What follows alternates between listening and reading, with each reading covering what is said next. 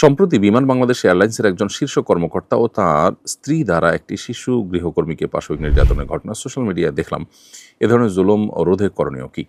খুবই দুর্ভাগ্যজনক এবং নির্মম একটি বাস্তবতা। আমরা যখন অ্যাবস্টেইন নিয়ে কথা বলছি তখন আমাদের দেশে এই ধরনের ঘটনা ঘটছে। যদিও অ্যাবস্টেইনের বিষয়টা সম্পূর্ণই ভিন্ন। শয়তানকে তুষ্ট করবার যে রিচুয়াল, এর অংশ হিসাবে শয়তানি কর্মকাণ্ড গোটা পৃথিবীতে ছড়িয়ে দেওয়ার মেকানিজম আছে, সেটার পেছনের না বলা গল্প বা না জানা অজানা গল্প আপনার অ্যাবস্টেইনের এই সমস্ত নির্মমতার মধ্যে, এই সমস্ত পাশবিকতার মধ্যে আছে। অতএব সেটা সম্পূর্ণ ভিন্ন জিনিস। কিন্তু আমাদের দেশে যেটি ঘটেছে সেটাও অত্যন্ত দুর্ভাগ্যজনক। অর্থাৎ একটা গুরুত্বপূর্ণ পদে থাকা একজন শীর্ষ ব্যক্তি, তিনি যে হন না কেন, আমি কাউকে ছোট করতে চাই না এবং সে সুযোগও নেই, বাট এরকম কোনো জায়গা থেকে এ ধরনের ইস্যু সত্যিই আমাদেরকে খুবই ব্যথিত করে। আমরা আশা করব প্রকৃত ঘটনা যথাযথ তদন্তের মধ্য দিয়ে বের হয়ে আসবে এবং ন্যায় বিচার প্রতিষ্ঠিত হওয়া উচিত। আমাদের বাসায় যারা কাজ করতে আসে তারা অসহায়, তারা অনেক সময় অনেক কিছু বুঝে না, অনেক কিছু না বোঝার ফলে তাদের প্রতি আমাদের অসন্তোষ তৈরি হয়। কিন্তু দিন শেষে এটা যেন জুলুমের পর্যায়ে না যায়। আমার কারোর সাথে ভালো বনিবনা হচ্ছে না বা সেট হচ্ছে না, আমি তাকে বাদ দিয়ে দিব, কিন্তু তাকে রেখে জুলুম করতে পারি না। আমরা অনেকেই আছি যারা বাহিরে অনেক মানুষের কাছে ভালো, কিন্তু এই সমস্ত অধীনস্থ মানুষদের কাছে আমরা ভালো নই, অর্থাৎ তাদের প্রতি আমরা নানাভাবে জুলুম করছি, তাদের হক নষ্ট করছি। এটি অত্যন্ত গর্হিত বিষয়। বাংলাদেশে প্রচলিত আইনের দুর্বলতা, আইনের শাসনের অভাব, আইনের প্রয়োগের ত্রুটি, এগুলোর কারণে এই ধরনের ঘটনা আমরা একের পর এক দেখছি। আসলে প্রতিটি ঘটনাই আমাদেরকে বার্তা দেয় যে ইসলামী সমাধান, অন্য কোনো পদ্ধতিতে আসলে আমরা সমাধান পাবো না। পশ্চিমারা ইসলাম ছেড়ে দিয়ে ঝকঝকে তকতকে একটা দারুণ সভ্যতা তার দাঁড় করিয়ে দিয়েছে। অ্যাবস্টেইন দেখিয়ে দিয়েছে যে সেই সভ্যতার ভেতরের রূপটা কি। আর অ্যাবস্টেইনের দেখানো ছাড়াও আমরা জানি সেখানে মানুষকে আসলে মানসিক সুখে আছে। ঝকঝকে তকতকে লাইফের পেছনে যে গল্প, সেই গল্পটা তো অত্যন্ত নির্মম, অত্যন্ত করুণ। সেখানে আত্মহত্যার প্রবণতা বাড়ছে, ডিপ্রেশনের প্রবণতা বাড়ছে, নানান অশান্তি অসুখের প্রবণতা বাড়ছে। এই সবগুলো মূলত আল্লাহ থেকে দূরে সরে যাওয়ার ফল এবং ফসল। আল্লাহর প্রতি বিশ্বাসী মানুষ যত কষ্টে থাকুক তিনি সুখে থাকেন, তিনি ভালো থাকেন। আল্লাহ তাআলা আমাদেরকে আবারও দিনের পথে ফিরে আসার প্রেরণা এখান থেকে নেওয়ার তৌফিক দান করুন। সেই সাথে বাংলাদেশে যত রকমের শ্রমিক, বাসার মধ্যে যারা কাজ করছেন সে সমস্ত কাজের লোকজন, তাদের প্রতি যত রকম অবিচার হয়ে থাকে এগুলো বন্ধে সর্বোচ্চ শাস্তির আইন এবং সেটা প্রয়োগের সকল বাধা দূর করা, এটা অত্যন্ত প্রয়োজনীয় একটি উদ্যোগ। এবং সর্বত্র নীতি এবং নৈতিকতার চর্চা এবং ধর্ম এবং ধার্মিকতার চর্চা, এটা বাড়াতে হবে। আমাদের শিক্ষা থেকে নিয়ে প্রত্যেকটা ক্ষেত্রে যদি সেটা আমরা করতে পারি, ইনশাআল্লাহ বিদিনিল্লাহ মনুষ্যত্ব ফিরে আনা সম্ভব। আর না হলে পশ্চিমাদের মতো চকচকে মানবাধিকারের যে লেয়ার সেটা আমরা দেখতে পাবো, আর ভেতরের লেয়ারটা হবে অত্যন্ত নির্মম। সেটা যেন না হয় সেজন্য আমাদেরকে পরিপূর্ণ দিনের পথে ফিরে আসতে হবে এবং সেই সাথে এই ধরনের ঘটনার সঠিক তদন্ত, সুষ্ঠু তদন্তের মাধ্যমে এটার আসল দিকটা বের করে এনে যথাযথ বিচার যেন হয় সেটা আমরা কামনা করছি। সরকারি চাকরির বয়স পার হয়ে গেছে, এখন প্রতিবন্ধী সার্টিফিকেট বানিয়ে প্রতিবন্ধী কোটায় চাকরি নিতে পারবো কিনা? উত্তর হলো, যদি প্রতিবন্ধী হন তাহলে প্রতিবন্ধী কোটায় আপনি চাকরি নিতে কোনো অসুবিধা নেই। কিন্তু প্রতিবন্ধী না হয়ে যদি আপনি প্রতিবন্ধীর সার্টিফিকেট সংগ্রহ করে আপনি চাকরি নেন, তাহলে সেটা হবে হারাম কাজ, প্রতারণা এবং ভয়াবহ গুনাহের কাজ। কারণ নবী সাল্লাল্লাহু আলাইহি ওয়াসাল্লাম বলেছেন, মান গাশশানা ফালাইসা মিন্না, যে ব্যক্তি আমাদেরকে ধোঁকা দেয়, প্রতারণা করে, সে আমার উম্মত নয়। আপন মামার শালীকে কি বিয়ে করা যাবে? আপন মামার শালীকে বিয়ে করা এটা মৌলিকভাবে জায়েজ আছে, কারণ আপন মামার শালী তিনি মাহরাম নন।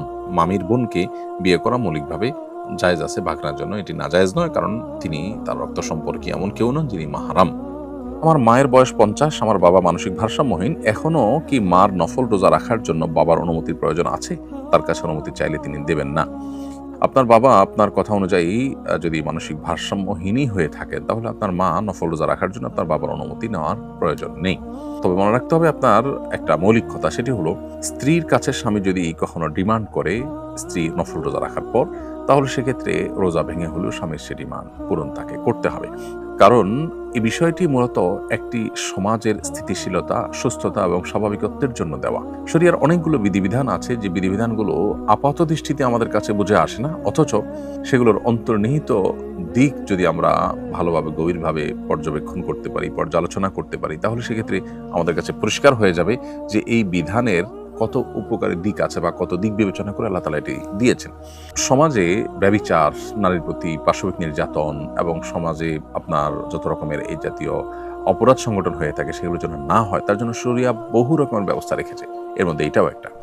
অতএব একটি সমাজের স্থিতিশীলতার প্রয়োজনে স্বামী স্ত্রী পরস্পরের প্রতি সহযোগিতাপূর্ণ মানসিকতা থাকতে হবে এই ইস্যুতে। অতএব সে বিষয়টিকে মাথায় রাখতে হবে। এমনিতে মৌলিকভাবে আপনার বর্ণনা অনুযায়ী আপনার বাবা অসুস্থ হলে সেক্ষেত্রে তার অনুমতি না নিয়ে নফল রোজা রাখতে কোনো অসুবিধা নেই। আমার যাকাত বর্ষ যেদিন পূর্ণ হয় সেদিন সকালে স্বর্ণের বিক্রয় দাম ছিল একরকম, আর সকাল 10টার পর হয়ে গেছে আরেক রকম। এক্ষেত্রে আমি কোনটা ধরে হিসাব করব?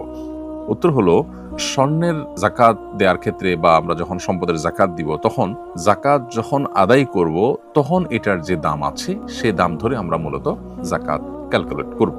অতএব আপনার স্বর্ণের জাকাত আপনি যে মুহূর্তে বা যখন আদায় করছেন, হিসাব ফাইনাল করছেন, তখন এটার দাম কত সেটা আপনি দেখবেন।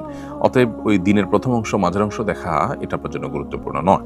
এমনকি ওই দিন যখন আপনার জাকাত বর্ষ পূর্ণ হয়েছে ওই দিন আপনি হিসাব করেননি, আপনি হিসাব করেছেন 1 মাস পর, জাকাত দিয়েছেন 1 মাস পর, তাহলে ওই 1 মাস পরের যে মূল্য সেটাই কিন্তু আপনাকে ধরতে হবে। অনেকেই কয়েক বছরের জাকাত একসাথে পরে দেন, এরকমটি যদিও করা অনুচিত। যদি কেউ করেন তাহলে সেক্ষেত্রে যখন তিনি দিবেন, ধরুন 10 বছর ধরে আপনি জাকাত দেন নাই, এখন স্বর্ণের জাকাত দিতে যাচ্ছেন, তাহলে এখন স্বর্ণের যে বাজার দর আছে, মূল্য আছে, সেটা ধরে আপনাকে জাকাত হিসাব করতে হবে।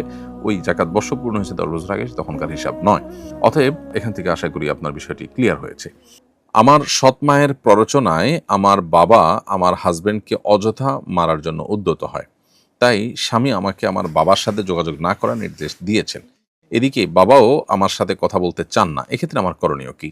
প্রথম কথা হলো যে বাবা হিসাবে রক্ত সম্পর্ক এবং আপনার প্যারেন্ট হিসাবে তার সাথে যোগাযোগ রক্ষা করা বা তার কল্যাণ কামনা করা এটা আপনার কর্তব্য, মৌলিক কথা।